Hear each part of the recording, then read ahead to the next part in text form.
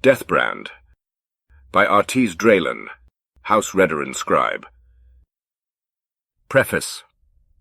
This story is one of the last in the Haknir saga, the tales surrounding the life and adventures of the legendary pirate king Haknir Deathbrand. How much of it is actually true, if indeed any of it is true, I leave to the reader's discretion.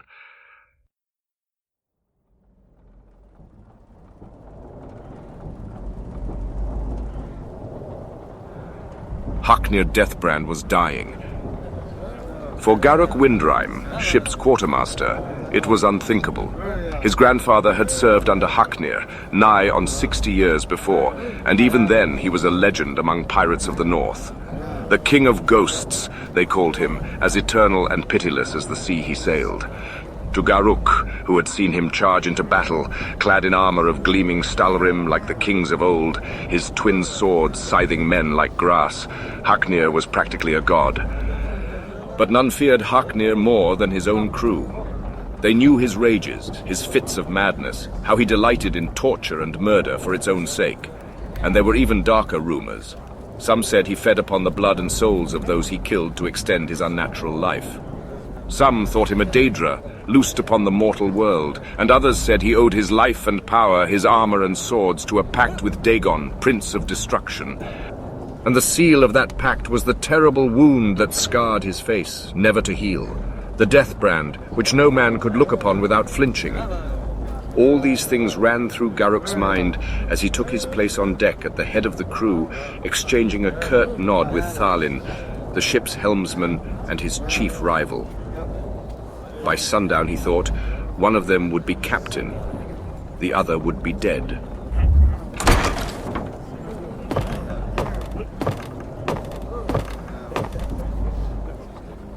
When Haknir finally emerged from his cabin, the crew fell silent.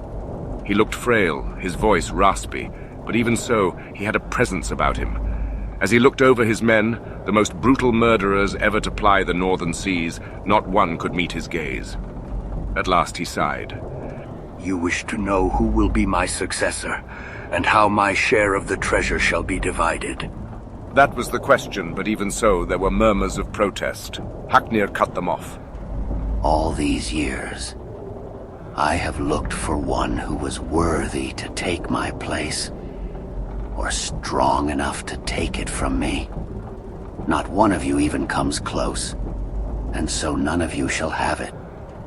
He extended his hand. In Dagon's name, I place a curse upon my armor and my swords, this ship and all it carries, until the day when one of you can best me in combat.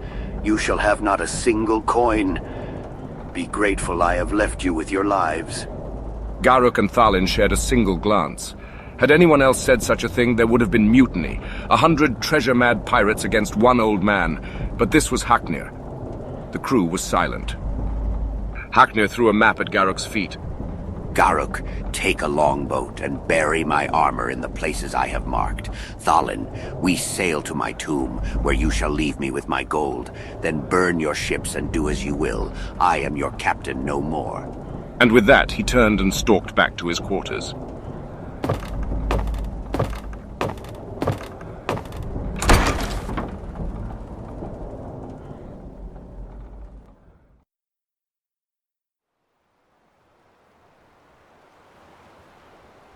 At daybreak, Garuk took his leave, and set out in a longboat with 3 of his men. They landed on a shoal to the north of Solstheim, at the place Haknir had marked, made camp, and began to dig.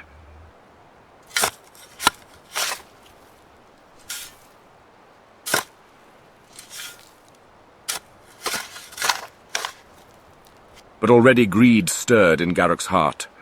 Time and again he glanced at the iron-bound chest they had brought with them. The old man was gone, perhaps already dead. His orders foolish. That night, Garuk pried open the chest and drew out the helm within. The stalrim shimmered in the moonlight. It was time. Time for a new king of ghosts to rise. He placed the helmet on his head. And he screamed. And it is said you can hear that screaming still, on moonlit nights, on a rocky shoal off the northern coast of Solstheim.